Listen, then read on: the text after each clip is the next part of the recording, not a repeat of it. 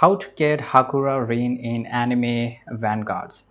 So the very first thing is that you need to reach level 30 in the free tier of Battle Pass Hakura Rin because he's a secret character, not everyone can get it.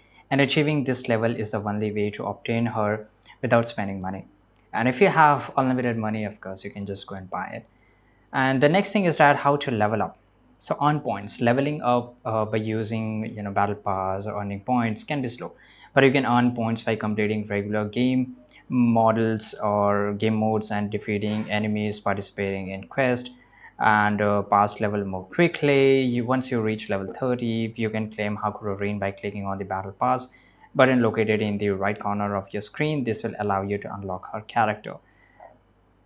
Now let's talk about the character overviews. I've written it so it might help you. The first thing is that deployment, that is 1200, placement limits to tower type, crown, abilities. You can just read here evolution. So of course those who play this game, this character is really good and this way you can claim it. Thanks for watching this video. Subscribe.